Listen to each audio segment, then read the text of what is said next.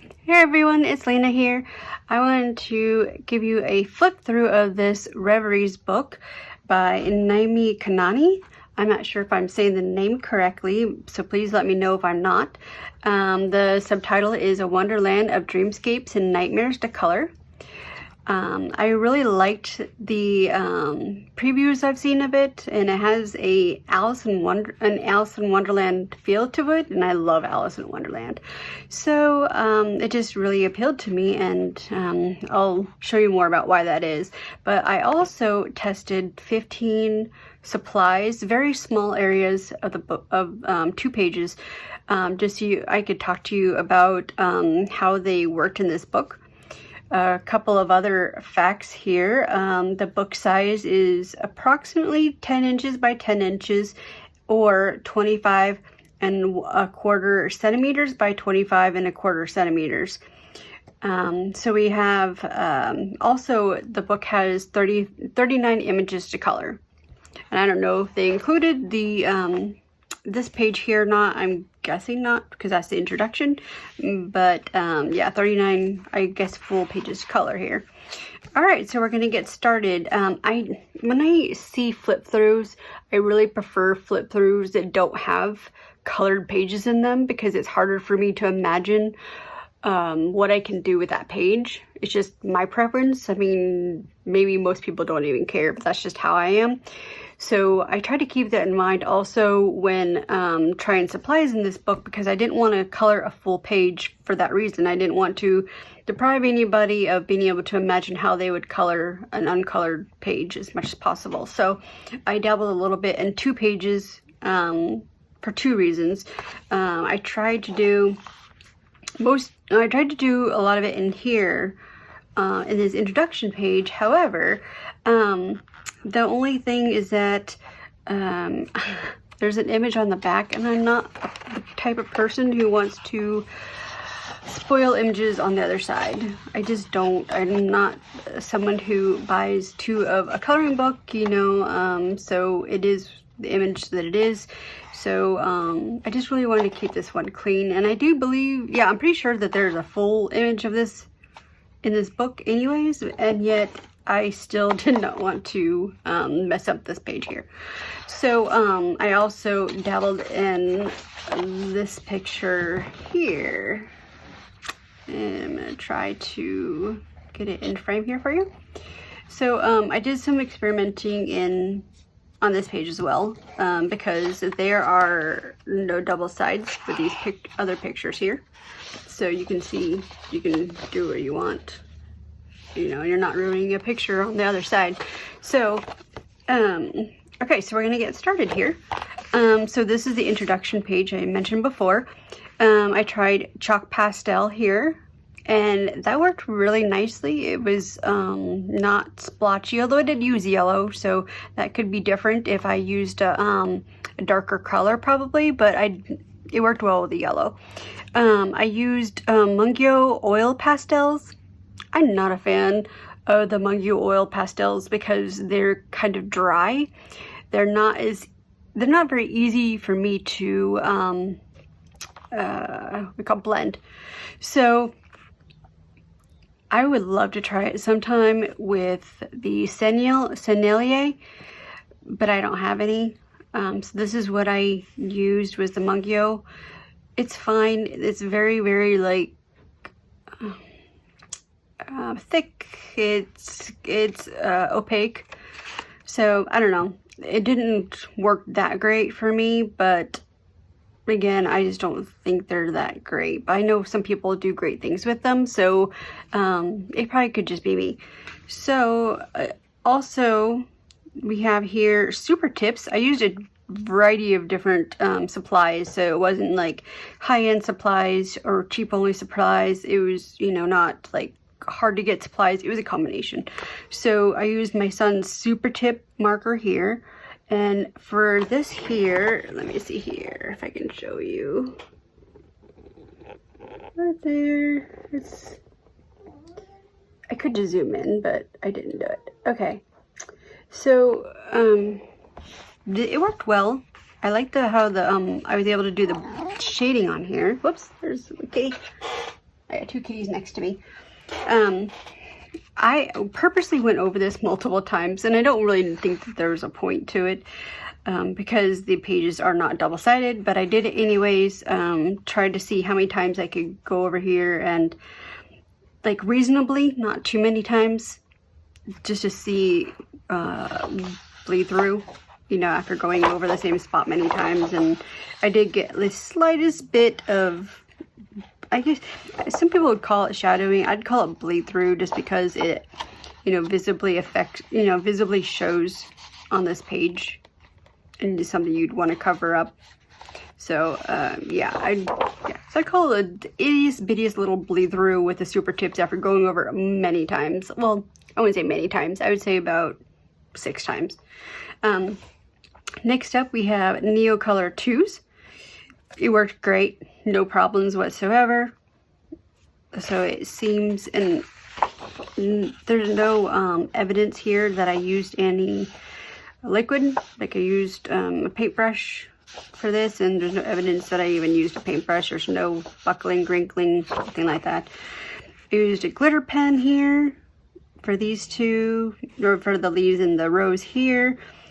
I used glitter gel pen. I used Crayola crayons right here. And again, let me see if I can, maybe I should just do this here. So we have the Crayola crayon right here. And yeah, okay. And then we have Castle Art colored pencils. These are not the premium ones. These are my son's just basic. Here I go again. Trying to get the word Castle Arts in here. So here is, yeah, basic Castle Art colored pencils, not premium, nothing special, just the standard Castle Art colored pencils. And I will say that the Castle Arts and also, I'll get to in a moment, the Polychromos pencils were difficult to color with. It was difficult to get the pigment onto the paper. It was very, very light, and I had to put more pressure on there in order to get a decent amount of pigment on them. You could say that Castle Arts is, you know, because it's a lower end pencil, that it may require more effort to get the pigment on the paper, but I also had the same problem with the Polychromos. So we have Tombow here, Tombow watercolor markers, well, Tombow water-based markers right here. And let's see here, we did not have, it's possible I had the slightest bit of bleed through. Maybe right here. There's a little bit of dot there, and to be honest, I think it's possible that it went through a little bit because I went over it multiple times. And then we have Albright Durer watercolor pencils. That one was fine. Like, no evidence that there's even water was used on this page. We have this one here. I really don't know what I used. I did not mark it when I did it. Could have been colored pencil.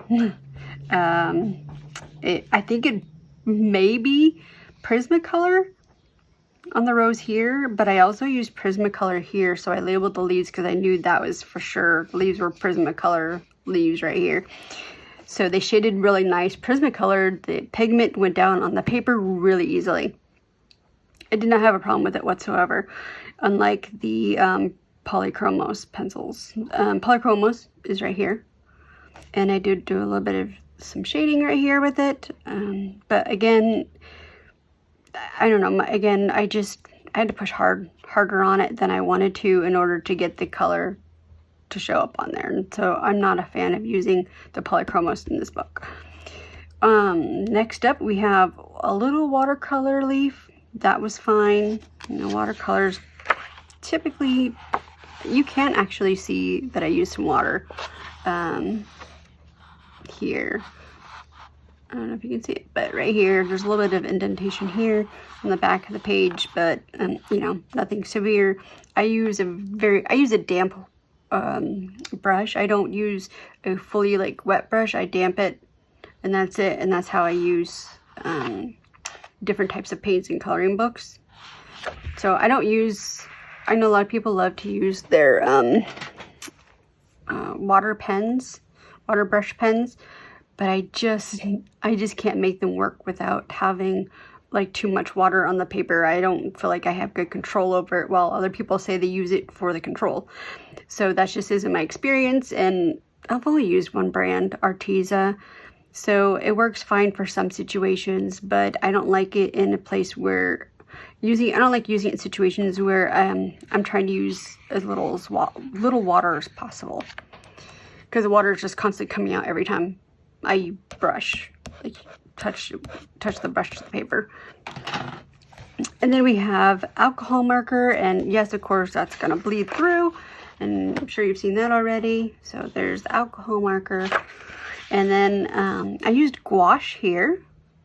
So we have, so I used gouache. I used 2 layers of gouache. So I went over it in red, and then I wanted some more dimension to the color, so I added some orange on top and over it here. So the gouache did great. It does have a little bit of evidence of being wet, having gotten wet here. It's a little bit like indenting here, but not a big deal. So let's see here. I'm gonna make sure that I covered everything as far as, oh, here's one, gel crown. I used I think it's called Super Gel Crown, very generic gel crown here. It was fine, it worked well. The water did not absorb into the paper. It basically just floated on top, and I was pushing the paint pigment around and having to like sop it up with my brush because it was not soaking into the paper. So that was interesting. I mean, it's not supposed to soak through, but I mean, it wasn't, it was just, like I said, puddling. It was just puddling on top. Some papers, you know, it will, the water will go through, or you can even like get watercolor itself to like bleed through the paper. But that wasn't the case with this. And again, it just kind of sat on top, and I had to kind of mop up the extra pigment with a brush. So, let's see. Okay, so now I'm ready to discuss the book as a whole.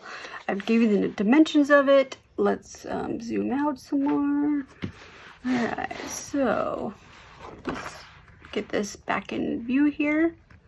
Okay, let's talk about the pages here. So we've got the girl on the swan. Looks like she's floating in the water. This picture is a full picture in the book, just like this one is here. Then, so we have, I'm gonna try to keep the focus on this side since that's where the big images are. And I don't think, I need to zoom out just a little bit more so you can see the whole page. Okay, so I mentioned before that this has an Alice in Wonderland feel to it. So you got this girl and the rabbit here. I gotta say, I just love the whimsical aspect of this. And it kind of reminds me of the Looking Glass, because you've got the mirror right here, and it's like there's kind of a look of a portal thing going on right here. I don't know if that's what it is, but yeah, it kind of looks like she's going into a portal. Let's see. You got the crazy clock right here. This, it just kind of looks like it's doing a few different things there. And then we have the door where she's like almost too big to go through. It kind of looks like she could fit through the door, but she's pretty big for the door.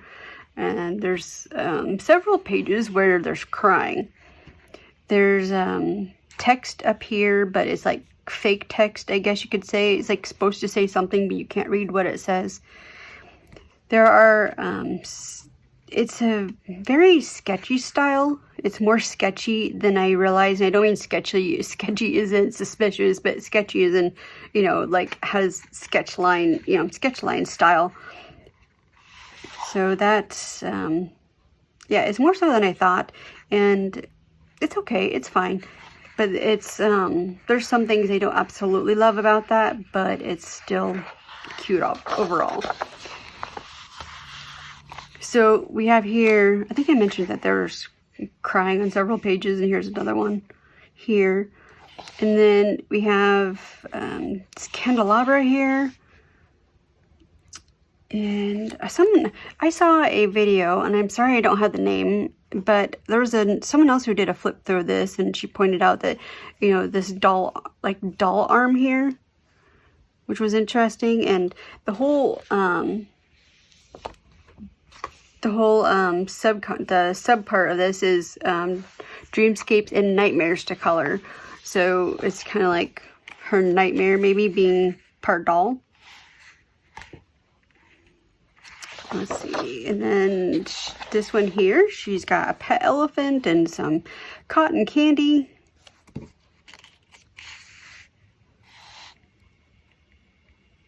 Got a cherub. And an image of a princess, perhaps? I kind of wondered if it was actually her also right here, but I don't know. So here's the puppet show one. I really like this one. I like her dress and the cards. Hands. There's some odd drawn hands to me in some of these pictures, and this one is kind of one of those. And you could probably get away with it more in a book that has a fantasy style to it. And I'll show you another one there's one here that particularly bugs me, but for the most part, I like it. This is cute, her dress. She got the elephant again. I saw the little white rabbit here. We got this one right here, like a circus scene going on here. It's got a gesture, and I like the teacups and the teapots in this book. I love tea. And then we have, it looks like a Jack-in-the-Box. I didn't notice that before, but it looks like a Jack-in-the-Box. So she's in the Jack-in-the-Box. And she's holding some puppets, dolls. I guess not puppets, maybe just dolls. And let's see here. This is a classic Alice in Wonderland image there with elongated neck. And the idea that she's too big for the house, like when she got into the rabbit's house and she was sticking out of the house because she ate something or drank something, I'm not sure which. So we got a cat crossing. All right, come on, Lizzie. Come on, Lizzie. She doesn't want to budge. Okay, let's see if she'll cooperate a minute. Okay, so next we have this image here. Got the rabbit again. Okay, Lizzie, what are you gonna do? You have to make a decision. Okay. Another page here, and this rabbit looks more demented. To me, it looks a little bit evil, and she's crying. This is my favorite page in the whole book. I can't explain why. The whole, like, doll, the adorable doll looking the teddy bear. Doll look the teddy bear. I mean, it's just cute, even though it's probably kind of twisted and he's in control of, I guess, bringing her back to life, or the opposite, but I still love it. Let me see. Hands, again, just a little odd, like she's got there's a lot of fused fingers together. And like the straight finger here, I'm not trying to be too critical because I don't draw hands, I don't draw people, but it's just something that kind of sticks out to me in the book. We have her in a doll carriage here with some luggage.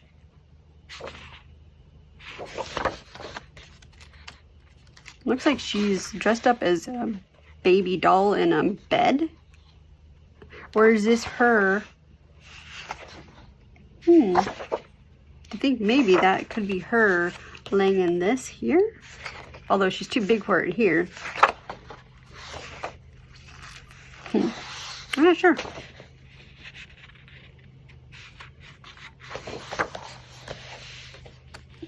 This one's a little bit creepy to me. She's got heads for balloons. Not scary, obviously, but just, yeah, balloon heads. This is pretty and cute. Butterfly. Just dressed like a butterfly, and a butterfly here. Let's see. So this one, she's being picked up by a human or a giant, like big person, because she's small like these flowers, so she's like fairy size. And then we have her on a horse here. Like, it looks like a carousel horse. And then bow and arrow girl. And here's the full image of her on a swan with roses and water. And it looks like it's nighttime. And then we've got a jellyfish and why am I having my blank? Oyster shell? Clamshell. I'm sorry, clamshell. I was trying to think. Clamshell. With a pearl. So I guess she's underwater in this one. And she's a mermaid here with a, I love the ruffles right here. And I don't know what she's got in her hand. It's like a shell. I don't know. Perhaps you can tell me what that is. It's like a open shell with something on top. I'm not sure.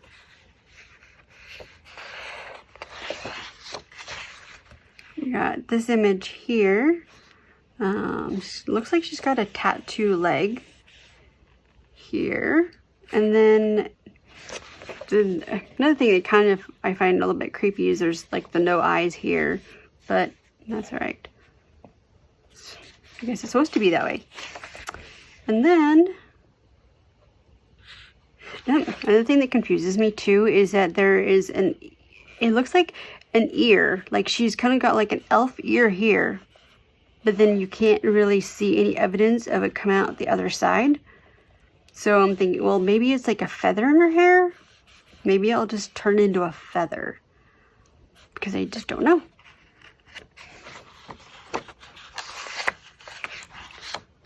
And then we've got her in a teacup in the water. This also reminds me of Alice in Wonderland, when she goes out into the ocean and she's bobbing along and coming across some animals. So we got here the swan here again. Somebody mentioned the other video that I was talking about, that she did the flip through. She talked about maybe you can make it into tea or coffee if you wanted to. It didn't even dawn on me. I probably would have just made it blue and put her in the water without thinking about making it like tea colored. So I like that. Here we are with her sitting in a broken teacup. It's like a chair.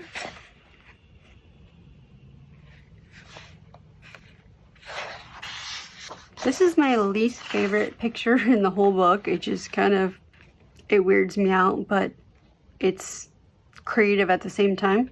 So she's got a teacup head, you know, a massive head, and she's eating, looks like strawberry cake. And she's just kind of zoned out there with some crumbs on her face. This one here, yeah, that's interesting too. But I do like whimsical, so I'm not complaining. So it's just different. And then I was thinking, this part here, is this part of her dress? It looks like it's part of her dress. The ruffles right here. Like, she's got a bonnet on. So does she have a separate bonnet on and her dress has also an attached bonnet perhaps? Right here? I don't know.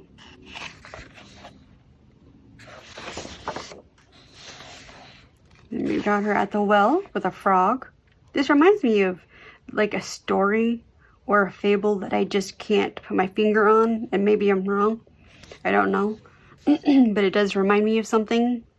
So if it reminds you of something, let me know. So you've got the double-headed girl and about to cut her own hair. Their own hair, I guess you could say. Their own hair and keyholes for their heads.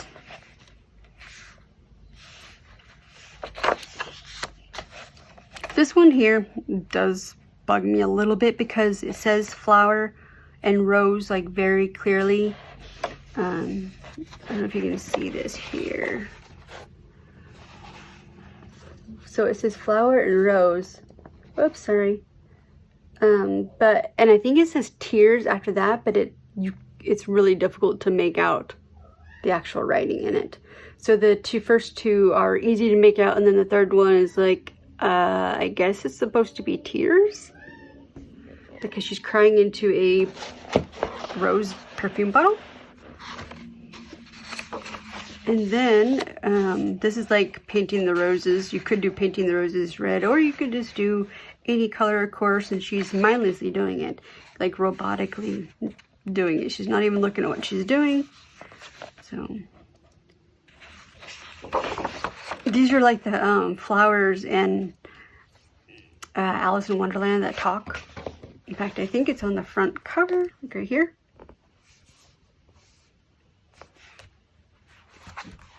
Okay. I think I might have skipped the page with the fingers that bothered me. I don't know where that is. This is a big, huge shoe. And it's got like a teapot handle here.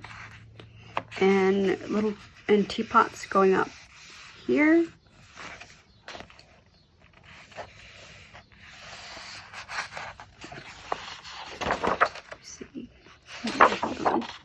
Okay, and then we've got her carrying a plate of desserts with macarons and some cake, and I guess you call this cake too. Some desserts. And she's got wings in this one. I'm not sure what this is down here. I'd have to think about that one. This part right here. I don't know. And then we've got another one carrying cake and some teacups in the bonnet, and more tears right there. Another tear.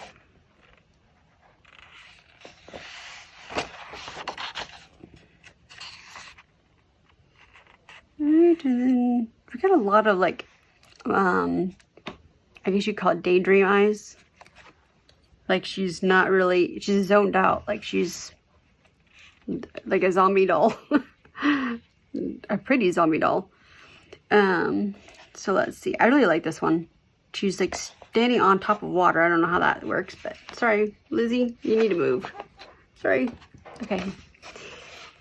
Okay, so yeah, she's standing on water, but there's stuff coming out of water, so she's, yeah, somehow standing on water. And then you've got this, like Rapunzel looking, oops. So you got this Rapunzel looking page here with the rabbit climbing up her hair. And she's out on the balcony here.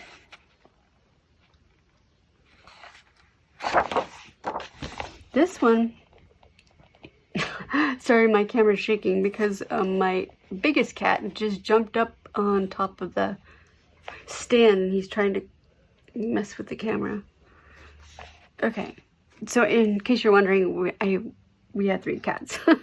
So 2 of them were hanging out with me for a little bit, and the third one just joined us.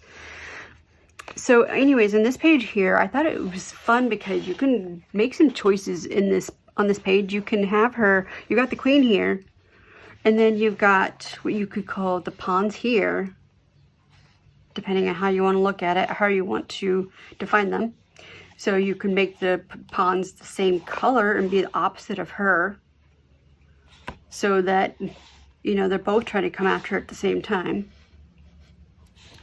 Or you could have one, you could have them both on her side and, you know, the same color as her. Or you could have one that's trying to go after her and one of them, like if she's looking at this one, maybe she's more concerned about this one coming after her, and this one's not a threat because she's not paying attention to it. So maybe it's the guarding one that's the same color as her. So I think it's fun that you can make some decisions about how these chess pieces affect her in her position right here, because the queen, no, actually the queen has a lot more moves than the king, right? So the king can only move, the king can only move one spot at a time, correct? And I believe it's the queen who has a lot more freedom to move around on the board. So maybe she's not really being threatened by these two. Anyways, that's my like off-topic thought about this page in chess. So I just thought it was neat that there's some different ways you can go about coloring that page. And then we have the last page here that it's kind of like she's falling a little bit, because she's not like steadily standing up and she's not really sitting on anything. And then you got this home, but then it also has a heart on it. So you've got the mirror. So maybe she's on the other, I would think maybe she's on the other side of the mirror, and well, no, because she's still dressed up in fantasy stuff. So maybe this is where home is, and this is, she's close to it she can go through the mirror. I don't know. I'm just thinking. That's all. And then that is it for that. We have the sample pages here on the back, and it says, enchanting dreams and pretty nightmares. Venture into a wonderland that blends the beauty of dreams and nightmares. Draw with attention to the smallest detail by Naomi Kanani. These 339 visual dreamscapes blend her unique style of vintage and surreal aesthetics.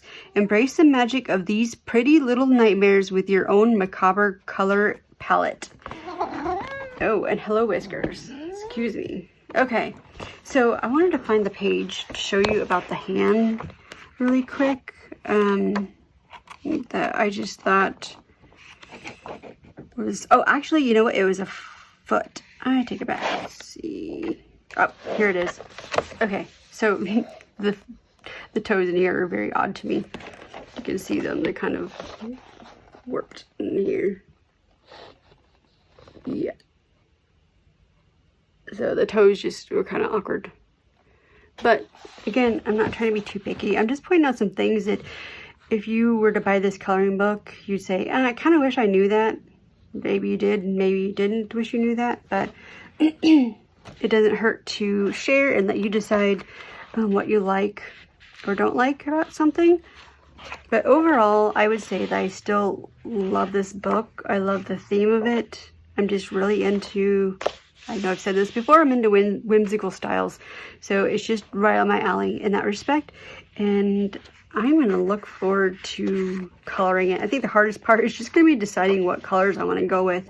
Because it'd be really easy to just go with Alice in Wonderland blues. But I know that I don't need to do that. So we will see.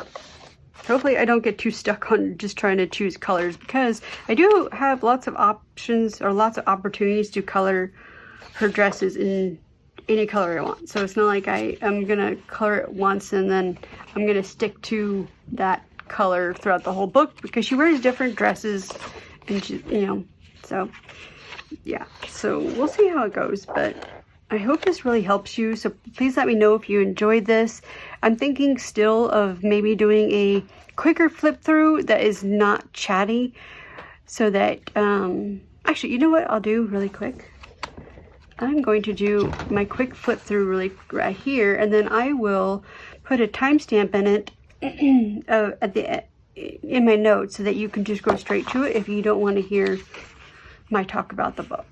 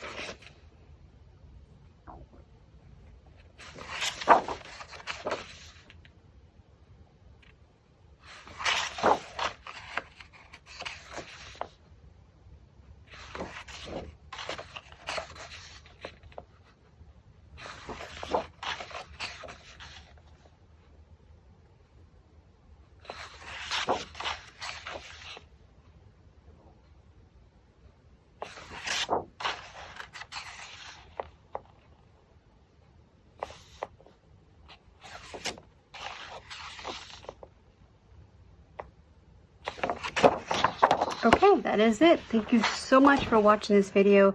Please let me know if you have any questions or comments on it, and I'd love to hear your feedback. Please subscribe if you enjoyed this video, and if you want to see flip-throughs of other books that you have noticed that I have, please let me know about that too. Thank you so much for joining me, and have a great day.